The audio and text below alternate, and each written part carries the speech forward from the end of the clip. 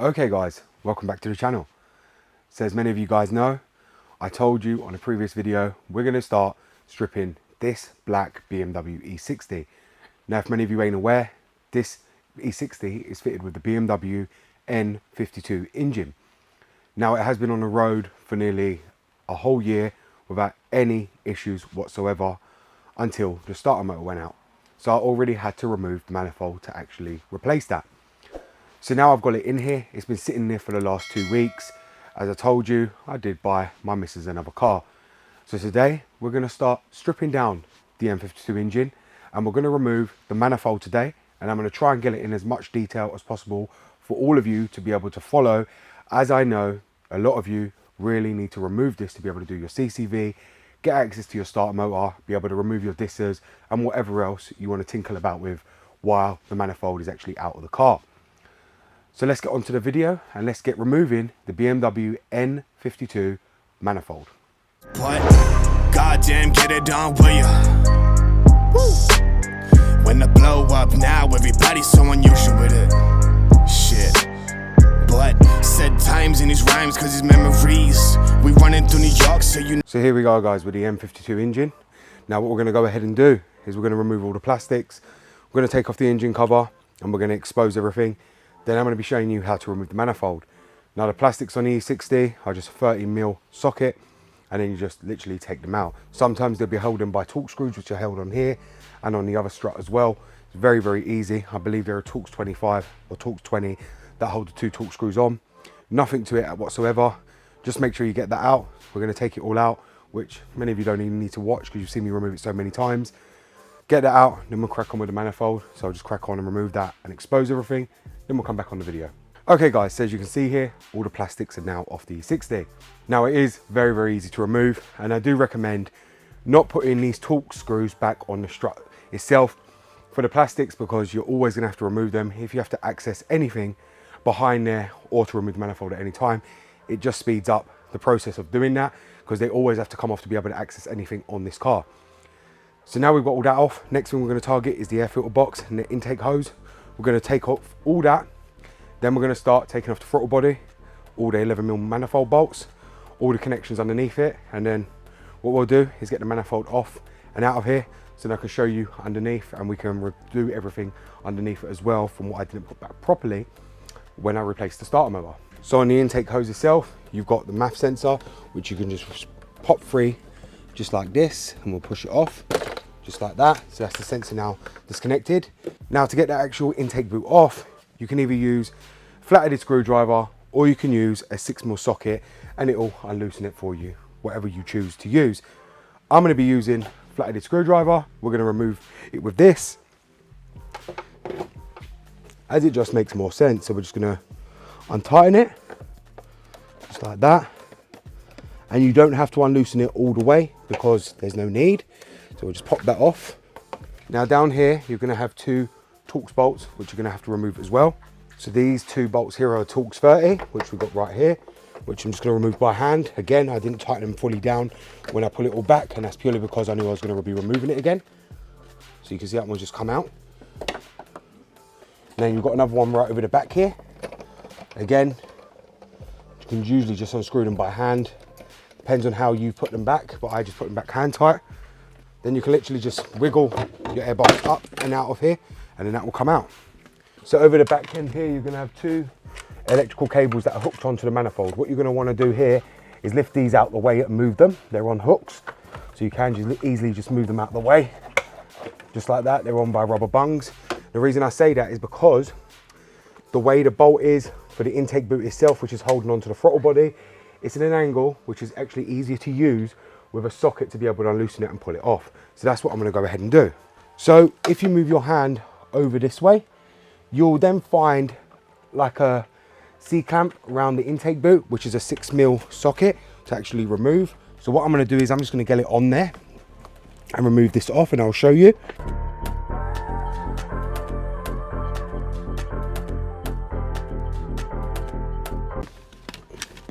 If you can see there, now it's budging.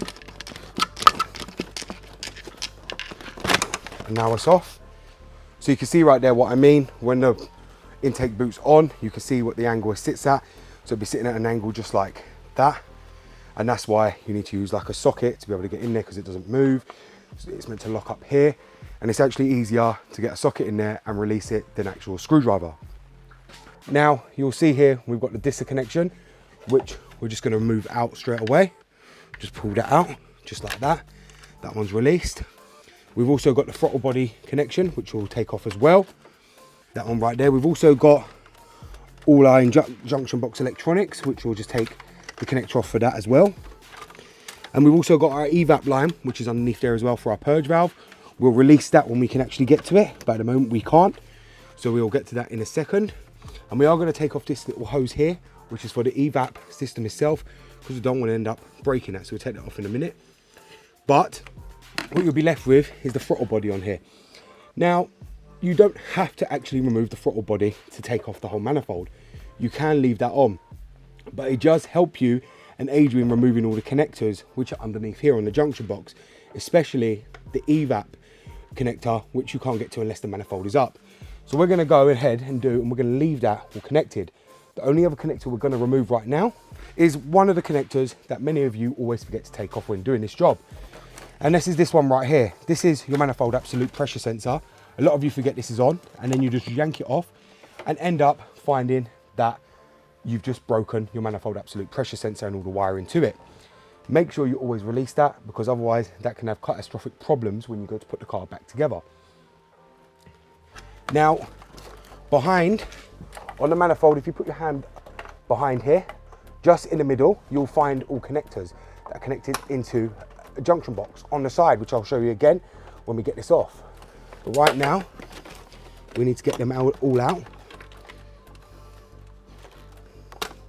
which I'm just removing them all. They're nearly all out of here.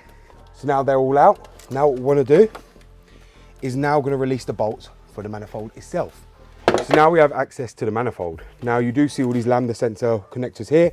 You're going to have to remove this oil pressure switch connector, and then these are all an 11mm socket. So obviously I'm using my electric one, so I'm just going to crack them loose and then completely loosen them, just like that. And we're going to do the same on this side. Just crack it loose, just spin it off, but you do want to be careful because these are nuts. So what you've got here is you've got 1, 2, 3 nuts. So what we're going to do is just loosen that, take it out and pull it here so we don't lose it. We've also got the nuts, which we'll do in a minute. We're just going to crack the next one loose, just like that.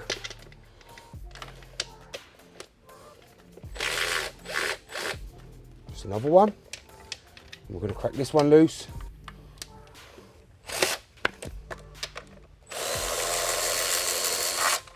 Just like that.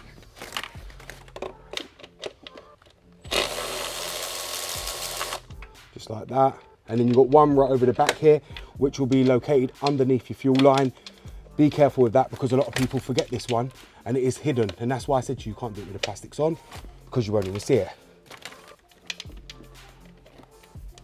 Just crack that loose. And just release that. Now what we've got, we should have all our bolts released. We get to go around taking out all the normal bolts, and we need to do that very, very carefully. Now for my sake, it doesn't matter really if I lose any of them, because I've got time to put this car back together. But for many of you, you won't have time, and it's very, very important that you do take your time when doing this. So now we've got all them bolts released. Now you've got the lambda sensor wiring. Now this, a lot of people get mixed up when putting it back. You can't get these mixed up. One wire is shorter, one is longer, which one long goes to this side, the short one goes to here. You do not have to remove this side. So I'm going to show you quickly. When you push down, you only need to release that part. You don't need to take off that part to get access to the manifold whatsoever. We're then going to pop that one off as well. And this one, you can see is long because it's got to go all into these connectors. And then we're just going to drop them through into the manifold. So do bear in mind, this isn't just all the connectors. We still have the second disser, which is under the manifold. We've also got the PCV heater, which if many of you have that, which many of you know it was a recall, is going to be located under here as well, the connector. We're going to have to take them out, or we can take the whole manifold off. Now you do have this little Torx 20 right here, which holds the fuel line to the manifold that I'm just releasing above here, which is now released. And it will be something like that right there, very tiny. Now what we're going to do is start trying to wrestle it out, so that way I can get to the connections underneath. So we just pull it up like that. And if you'll see here, PCV heater needs to come out. And then we have the second disser as well, which is plugged on right here, which needs to come out as well. Once you've got that out, the rest should come out like a piece of cake. You just need to be careful of all the plastic hoses, and obviously your purge valve connection, which is down here, which I usually remove, just like that. It's no longer in the way.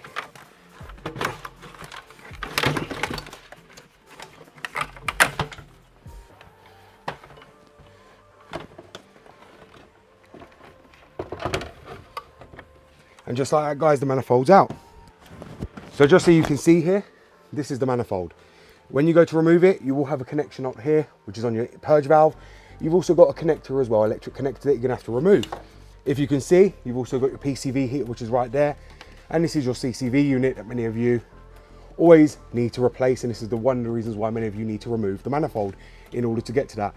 These ones are not like the newer N52 engines, which have the membrane on top of the valve cover. These ones have the membrane inside this ball wall right here. This is why many of you have to do this bigger job to remove the manifold in order to get to it.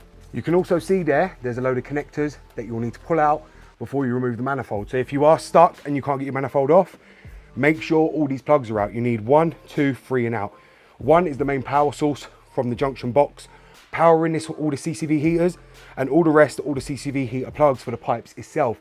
Do make sure you remove them or you will snap them inside. But usually, when you pull on a manifold, they usually release on their own because they're only lightly in. But this one here for the ball is very, very tightly in. So do be careful with that, and you don't have to remove the top one, as this one's gonna come off with the manifold anyway.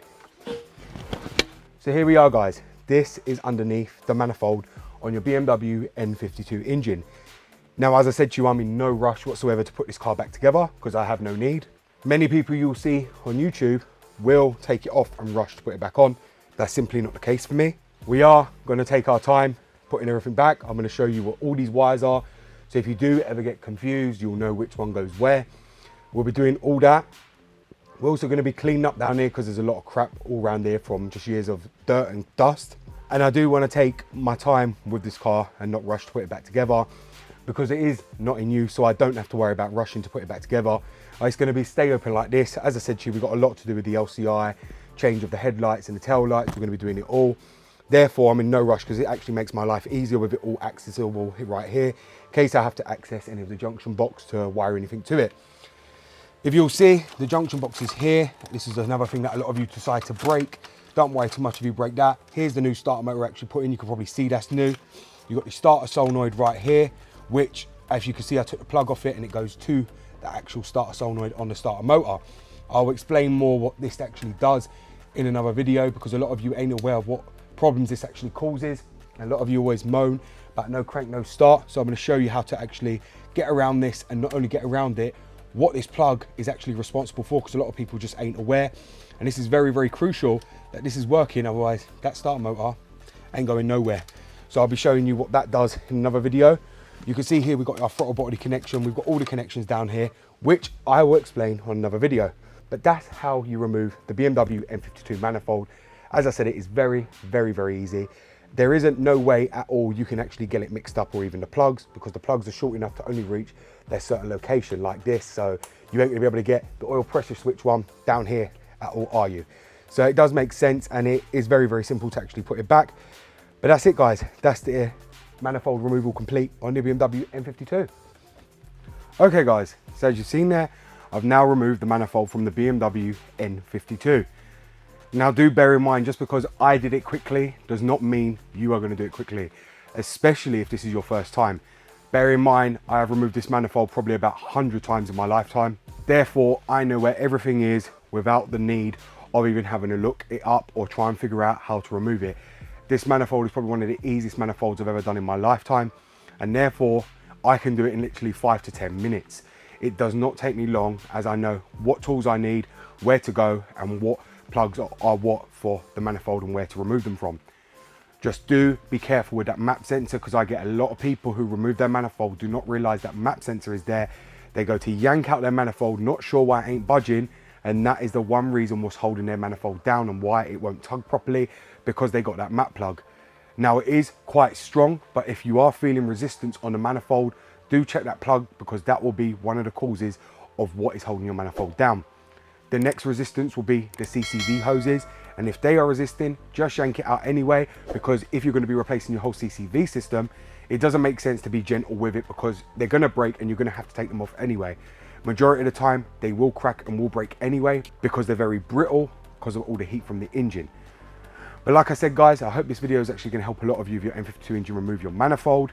Next video you'll be seeing, we'll be showing you a lot of all the plugs and how all the junction box works underneath the manifold and what plug goes to where. So if you have removed your manifold, you'll know how to put all the plugs back and which one goes where on the manifold, so you don't get them all mixed up, because I know it can be confusing, especially for first timers who don't know what plug goes to what. Thank you very much for watching guys. It's BMW Dr. Dean here, and goodbye.